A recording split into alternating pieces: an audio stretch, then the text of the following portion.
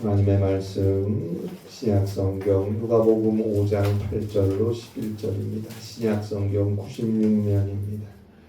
신약성경 96페이지입니다.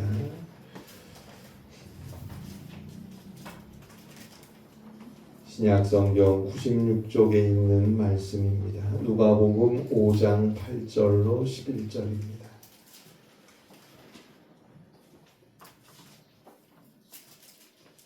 누가복음 5장 8절로 11절 말씀 함께 한 목소리로 봉독합니다.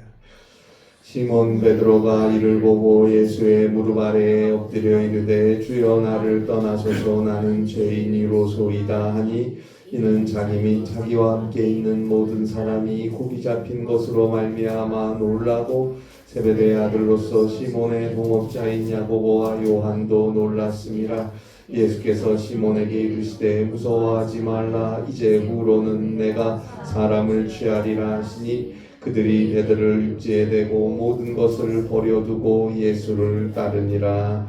아멘. 지금으로부터 2000년 전 고대 세계 철학의 중심지였고 교육과 지성의 도시였던 그리스의 아테네에서 바울이 크게 화를 내었습니다. 사도행전 17장 16절입니다. 바울이 아덴에서 그들을 기다리다가 그 성에 우상이 가득한 것을 보고 마음에 격분하였다. J.B. 필립스 박사가 쓴 필립스의 신약 성경에서는 그곳에 있을 때, 그러니까 바울이 아테네에 있을 때 바울은 그 성에 만연한 우상 숭배를 보고 참을 수 없을 정도로 노하였다라고 번역하고 있습니다.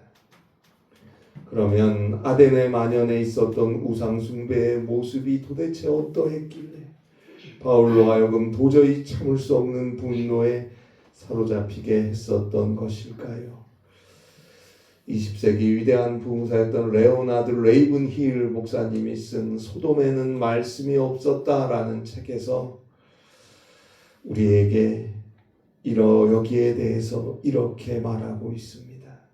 바울이 참을 수 없을 정도로 화냈던 이유에 대해서 이렇게 가르쳐주고 있어요. 바울은 육신 속에 쿵쿵 뛰는 심장을 가진 자들이 돌로 만든 심장을 가진 우상들에게 헛되이 부르짖는 것을 보고 분개하였다. 바울은 사람들이 그리스도의 속죄의 보혈을 발로 밟으며 무익한 것으로 조롱하는 것을 보고 분개하였다. 바울은 지식을 가졌다는 자들이 하나님의 살아계신 부활과 승천을 비웃는 모습을 보고 분개하였다. 심장이 한 번 더 뛰기 전에 상상을 초월할 정도로 무서운 영원한 지옥으로 떨어질 수 있다는 사실을 망각한 채 사람들이 먹고 마시며 즐거워하는 것을 보고 분노했다. 바울은 마귀가 사람들을 두려움과 정욕의 쇠사슬로 묶어두었다가 내세의 무적행의 영원한 포로로 끌고 갈 것에 분개했다. 2000년 전 소위 세상에서 가장 학문이 발달하고 지식이 높고 똑똑하다는 사람들이 모여 있다고 하는 그 도시에서 분개했었던, 참을 수 없이 화를 내었던 바울의 거룩한 분노가 오늘 우리에게 필요합니다. 오늘 우리가 사는 21세기 이 세상과 이 나라와 우리 주변을 한번 보세요. 2000년 전 아덴보다 나은 것 같습니까? 더하면 더했지 나을 것이 없지 않나요? 그런데도 나는 예수 믿고 나는 그리스도 믿고 나는 예수 그리스도의 은혜로 구원받았으니 상관없습니까? 내가 사랑하는 이들이 아직도 예수님을 믿지 못하고 있어요. 이 사회가, 이 나라의 많은 사람들이 여전히 세상과 물질에 취해 살고 있어요. 정보화의 시대, 과학의 시대, 많은 지식들이 넘쳐나는 시대에 사람들은 갈수록 교만해져서 서로서로 똑똑한 척하면서 정작 영원한 구원과 생명의 길인 예수 그리스도의 십자가의 구원을 우습게 취급하고 하나님의 공의를 아무 두려움 없이 내팽개치고 정욕에 이끌려 살면서도 갈수록 자기 합리화를 하며 오히려 큰 소리치는 모습들을 보면서 우리 그리스도인들은 참을 수 없는 분노를 느껴야 합니다. 심장이 터져서 견딜 수 없을 만큼 분개할 수 있어야 합니다. 돈과 쾌락과 신념, 세상에 절하며 사는 인생들을 바라보며 분노해야죠. 참을 수가 없어야 해요. 그래서 참을 수가 없이 화가 나니까 어떻게 할까요? 그들에게 큰 소리를 지르고 돌을 던지고 정죄하라는 게 아니에요. 그들과 욕하며 싸우라는 게 아니에요. 거룩한 분노를 가진 우리가 할 일은 그들을 위해서 진심으로 기도해야 합니다. 간절히 그들의 구원을 위해 눈물을 흘리며 기도해야죠. 이 사회와 나라를 위하여 기도해야죠. 그리고 주의 복음과 하나님의 말씀을 전해야죠. 계속 전해야죠. 레이븐 힐 목사님은 그의 책에서 계속해서 우리 그리스도인들은 장차 그리스도의 심판대 앞에서 우리가 행한 것에 대해 심판받을 뿐만 아니라, 잘 들으세요, 우리가 할 수 있는데도 하지 않은 것에 대해서도 심판을 받을 것이다 라는 사실을 잊어버리고 살고 있지는 않은지 스스로에게 늘 물어보아야 한다 라고 말하고 있습니다. 하지 않은 것, 할 수 있는데도 하지 않은 것, 우리가 잘못을 저지른 것에 대한 심판뿐만 아니라 우리가 할 수 있는데도 하지 않은 것에 대한 심판이 있을 것이라는 걸 분명히 잊지 말고 살아야 한다. 그러면 우리가 할 수 있는데도 하지 않은 게 뭘까요? 많이 있겠죠. 많을 것입니다. 그러나 그 중에 대표적인 것이 복음 증거라고 말하고 있습니다. 그래요. 복음 증거는 선택사항이 아니고 의무사항입니다. 우리는 하나님에게 빚진 자들이 아닙니다. 나 대신 우리 대신 죽으신 하나님의 아들 예수 그리스도 때문에 우리의 죄가 용서함을 받고 우리가 저 영원한 생명을 얻게 되었다면 우리는 그리스도 예수로 인해 하나님으로부터 생명과 사랑을 빚지고 사는 것입니다. 채무자인 거예요. 채무자인 우리가, 내가 빚을 진 우리가 내가 해야 할 일은 주의 복음을 증거하는 것입니다. 주의 사랑을 전하는 것입니다. 내가 받은 그 하나님의 사랑, 그리스도의 은혜를 내 주위의 사람들에게 전해서 그들을 구원의 길로 인도해야 하는 채무, 그 거룩한 사명이 우리 모든 그리스도인들에게 있습니다. 그런데 잘 생각하세요. 분노하지 않으니 복음을 전하지도 않아요. 주님을 모르고 주의 뜻을 저버린 채, 주의 공의가 추락된 채, 예수 그리스도를 믿지 않는 세상에 빠진 채 살아가는 사회와 사람들을 보고 분개해야 돼요. 이대로 가면 안 된다는, 어떻게 이럴 수가 있느냐는 분노가 있어야 그들을 위해 기도할 거 아닙니까? 우리 모두 거룩한 분노의 세례를 받아야 돼요. 그래야 그들을 위해 더 기도하고 그들에게 주의 말씀을 더 힘써 전하려고 하는 시도를 할 수 있는 것입니다. 그 기도와 그 말씀을 통해서 성령께서 하나님의 구원의 역사를 이루어 가실 것입니다. 오늘 성경에는 예수님과 시몬이 만나는 장면을 소개하고 있습니다. 오늘 성경 누가복음 5장의 시작인 누가복음 5장 1절입니다.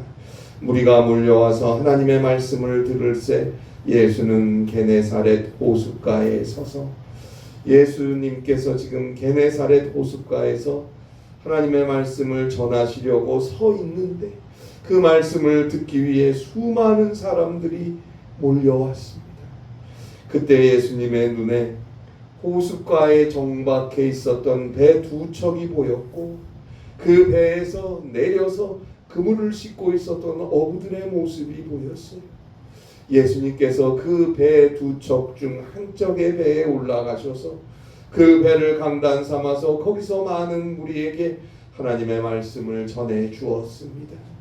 예수님이 올라가서 말씀을 전했던 배는 누가복음 5장 3절에 보는 대로 시몬의 배였어요. 시몬은 우리가 잘 아는 예수님의 수제자 베드로입니다. 히브리 이름은 시몬이고 헬라 이름은 베드로지요. 자, 하나님의 말씀을 다 전하신 후에 예수님이 시몬에게 깊은 데로 가서 그물을 내려 고기를 잡으라 4절에서 말씀하세요. 그랬더니 시몬이 그 말씀에 순종했고 6절에 보니까 그물이 찢어질 정도로 많은 고기를 잡게 되어서 7절에 보듯이 다른 배에 있는 친구들에게 손짓해서 어서 이리로 오라고 도와달라고, 그래서 그들이 와서 함께 그물을 올리고 두 배에 가득 차도록 고기를 잡게 되었다. 이것이 오늘 보게 되는 성경의 줄거리입니다. 오늘 성경 바로 앞장인 누가복음 4장 43절입니다. 예수께서 이르시되 내가 다른 동네들에서도 하나님 나라의 복음을 전하여야 하리니 나는 이 일을 위해 보내심을 받았노라 하시고, 하나님의 나라 복음을 전하여야 하리니 내가 이 일을 위하여 보내심을 받았다. 예수님이 이 땅에 오신 목적은 하나님 나라 복음을 전하기 위해서입니다. 이 일을 위해서 하나님은 자신의 아들 예수님을 이 땅에 보내셨어요. 그래서 계속해서 누가복음 4장 44절에 보니까 뭐라고 되어 있습니까? 갈릴리 여러 회당에서 전도하시더라. 갈릴리 여러 회당에서 전도하시더라. 여러 회당들을 두루두루 다니시면서 하나님의 말씀을 전하시고 가르치셨어요. 그런데 이제 회당을 벗어나서 세상으로 나오신 거예요. 회당에서 머물러 계시지 않으시고 본격적으로 세상 속으로, 시장 속으로, 사람들 속으로 들어가셔서 하나님의 말씀을 전하시기 시작하신 것입니다. 그렇게 주님은 온 세상에 복음을 전하시다가 스스로 복음이 되셨습니다. 우리의 모든 죄악을 대신 다 담당하시고 저 갈보리산 언덕 위에서 십자가에 죽으셨고 3일 만에 부활하셨어요. 그래서 예수님은 스스로가 예수님을 믿는 우리에게 친히 죄사함과 구원이라는 복음이 되셨습니다. 그 일을 위해 우리를 대신해서 피를 쏟고 죽기까지 하시고 다시 사신 그리스도, 그 주님이 곧 복음이고 그 복음이 곧 주님이고 그 복음을 우리는 전해야 합니다. 자, 회당에서 벗어나서 세상 속에서 하나님의 말씀을 전하신 첫 사건이 바로 오늘 성경 누가복음 5장에 나오는데요. 우리도 주님의 제자라면 언제나 교회에서 주께 기도하고 예배하고 들음과 주의 말씀을 다시 삶의 자리로 들고 나가서 전해야 합니다. 전해야 돼요. 하나님의 말씀이 전해지는 그 시간 그 자리에 구원의 역사는 이루어집니다. 보세요. 지금 시몬은 일을 마치고 그물을 싣고 있었어요. 2절에 보니까. 그런데 한 30살쯤 돼 보이는 청년 한 명이 갑자기 자기 배로 걸어 올라가요. 그리고 그 뒤로 많은 사람들이 몰려들어요. 시몬은 지금 이게 도대체 무슨 일인가 당황하지 않았겠습니까? 그리고 자기 배에 올라갔던 청년이 갑자기 하나님의 말씀을 전해요. 베드로가 그 말씀을 자연스럽게 듣게 되었어요. 많은 사람들과 함께 그 말씀을 들었어요. 그리고 말씀이 끝났는데 갑자기 배를 타고 다시 게네사렛 호수 깊은 곳으로 가서 그물을 던지라고 말을 해요. 자기 배에 갑자기 올라가더니 거기서 갑자기 하나님의 말씀을 전하더니 갑자기 자기 배를 타고 다시 나가서 그물을 던져서 고기 잡으래요. 아니, 당신이 뭔데? 갑자기 남의 배에 올라타서 사람들 몰려든 사람들에게 이야기를 하더니 이야기가 다 끝나니까 배에 시동을 걸고 다시 호수로 나가라고, 그리고 깊은 곳에 가서 그물을 던지라고. 당신이 뭔데 그런 소리를 하느냐? 화낼 만하지 않습니까? 더욱이 시몬은 우리가 잘 알잖아요. 직업이 어부예요. 여기 지금 이 갈릴리 바다 이 게네사렛 호수에서 일평생 고기 잡아서 먹고 산 사람이에요. 일평생 고기 잡아 처자식 먹여 살리고 가정 꾸리고 지금 살고 있는 사람인데, 지금 밤이 새도록 그물을 던져 보았는데 고기를 못 잡았어요. 그래서 이제 그만해야 되겠다. 그물 씻어 정비해 놓고 집에 가려고 했는데 다시 그물을 던지라니, 그것도 나사렛에서 온 목수가 갈릴리에서 고기 잡으며 사는 어부에게 하는 말인데 들을 수가 있겠습니까? 그런데 시몬은 그 말을 들었습니다. 정비하던 그물을 다시 배에 싣고 배를 출발시킵니다.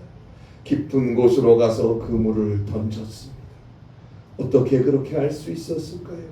5절이죠. 시몬이 대답하여 이르되 선생님, 우리들이 밤이 새도록 수고하였을 때 잡은 것이 없지만은 말씀에 의지하여 내가 그물을 내리리이다 하고, 우리들이 밤이 새도록 수고하였을 때 잡은 것이 없어요. 그러나 지금 말씀을 하시니 그 말씀에 의지하여 내가 다시 그물을 내려보겠습니다. 말씀에 의지하여 말씀을 믿고 그대로 하겠다는 거예요. 그럼 무슨 말씀을 믿어요? 지금 깊은 데로 가서 그물을 내려 고기를 잡으라는 예수의 말씀을 믿은 것인데, 아니 어떻게 그 말을 믿습니까? 어떻게 그 말을 믿을 수 있었을까요? 그거는 예수님이 하나님의 말씀을 전하는 걸 들었기 때문입니다. 지금 갑자기 한 청년이 그물 싣고 있는데 자기 배에 우르르 사람들 몰고 와서는 자기 배에 올라가더니 그 배 밑에 몰려든 많은 사람들에게 하나님의 말씀을 전하는데 어떻게 말려볼 틈도 없이 시몬 그물 싣고 있다가 얼떨결에 그 말씀을 들을 수밖에 없었어요. 자신도 유대인이니까 하나님의 말씀을 알죠. 하나님의 말씀을 갑자기 막 전하는데 그 말을 들을 수밖에 없었어요. 그 말을 들으면서, 하나님의 말씀을 들으면서 거기서 성령이 역사한 것입니다.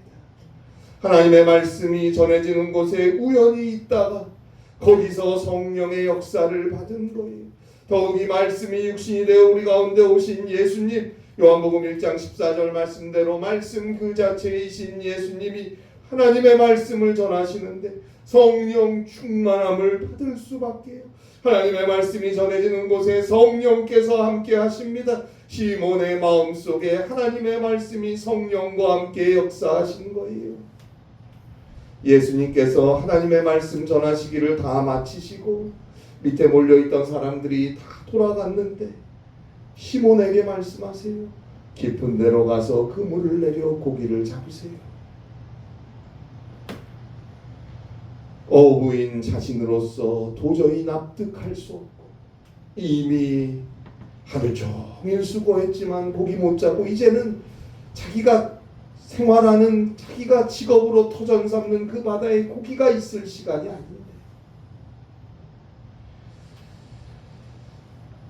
일을 마치고 돌아가려고 했는데 다시 바다로 가라는 그 말씀, 평상시 같으면 순종할 수 없는 말씀이지만 지금은 다릅니다.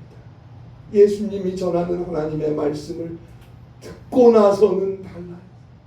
그 말씀을 통해 성령의 역사하심을 경험한 시몬은 그대로 그 말씀에 순종합니다. 여러분, 하나님의 말씀을 들어야 돼요. 제발 들어야 됩니다. 듣고 들어야 돼요. 주의 말씀을 사랑하고 주의 말씀을 들어야 합니다. 주의 말씀을 늘 묵상하고 주의 말씀과 가까이 해야 합니다. 그가 복 있는 사람이라고 시편 1편 2절에서 말씀하고 있지 않습니까? 주야로 밤낮으로 하나님의 말씀을 묵상하는 자, 그의 길은 시냇가에 심은 나무가 철 따라 열매를 맺는 것처럼, 그의 잎사귀가 마르지 않는 것처럼 그가 가는 모든 길이 다 형통할 것이다. 시편 1편 3절에서 약속하고 계시지 않습니까? 하나님의 말씀을 들어야 합니다. 기도하고 또 기도하고 말씀 듣고 또 말씀 듣고, 그리고 주님 앞에 나와 예배하는 바로 그 시간이 얼마나 소중한 시간인지 모릅니다. 이 시간보다 소중한 시간은 없습니다. 생명으로 가는 시간이고 풍성함으로 가는 시간입니다. 하나님의 말씀을 늘 의지하고 늘 듣고 늘 사랑하여 가는 그 길을 시편 119편 105절에 보듯이 내가 사랑하여 듣고 의지하고 믿는 그 주의 말씀이 그의 길을 환하게 비춰줄 것입니다. 하나님의 말씀을 통하여 우리의 눈이 열리고 우리의 삶이 변화되는 것입니다. 19세기 미국이 나온 위대한 철학자였고 또 하버드대학교 교수였던 윌리엄 제임스 박사는 사람은 반쯤 잠들어 있는 상태라고 말했어요. 오늘날 21세기 뇌학 과학자들 역시 인간의 뇌는 반쯤 잠들어 있으니 그 잠들어 있는 뇌를 깨우기 위해, 그 능력을 개발하기 위해 신체적이고 정신적인 자원을 최대한 사용할 수 있는 방법들을 다양하고 활발하게 연구하고 있습니다. 그래서 뇌에 전기 자극을 주기도 하고 심지어는 반도체 칩을 뇌에 이식하려는 시도까지도 하고 있어요. 그런다고 잠든 뇌의 일부가 깨어나겠습니까? 인간의 숨겨진 잠재력이 되살아나겠습니까? 그렇지 않습니다. 절대 그렇지 않습니다.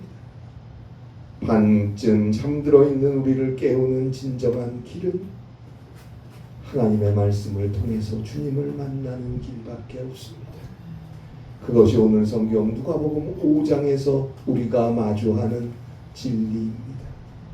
주님을 만난 자, 하나님의 말씀을 듣고 그 말씀을 통해서 주님을 만난 자, 그는 비로소 알게 됩니다. 내 지식보다, 내 일평생의 경험보다, 사람들의 소리와 세상의 논리보다 하나님의 말씀이 더 소중하다는 것을 깨닫게 됩니다.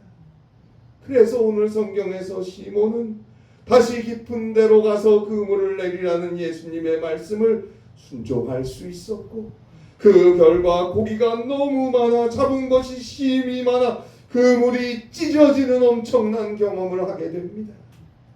그리고 하나님의 말씀으로 주님을 만난 자는 비로소 압니다. 자신이 죄인이라는 것을, 자신이 얼마나 부족한 자라는 것을 깨닫게 됩니다.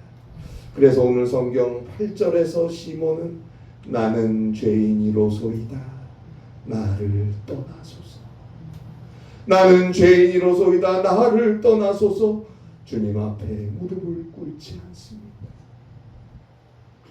이처럼 자신의 부족함을 깨닫고 회개하는 시몬에게 주님은 정죄하지 않으시고 그를 용서해 주시고 그에게 귀한 일을 맡겨주십니다.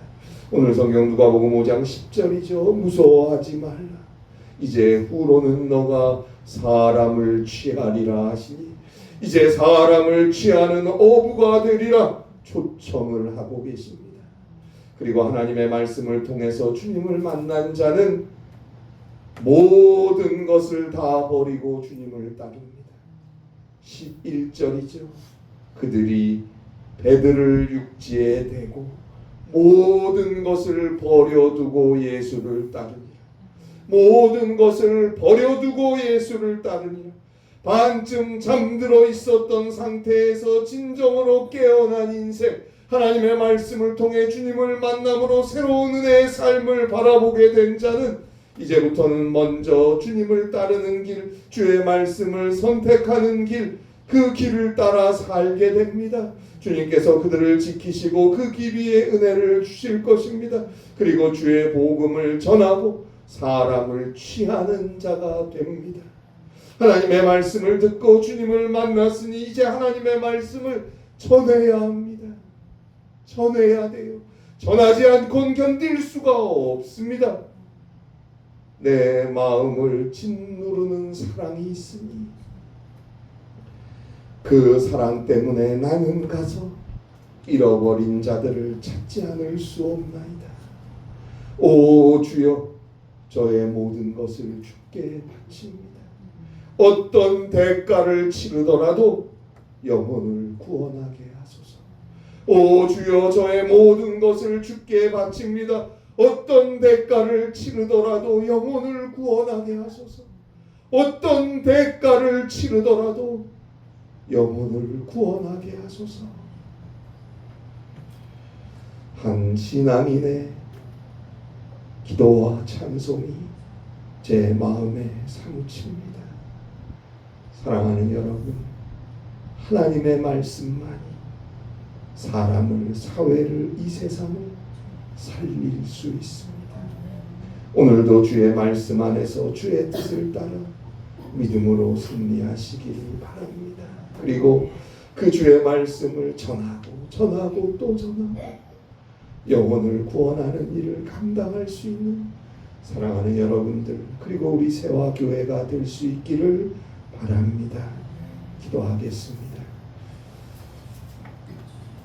하나님 아버지,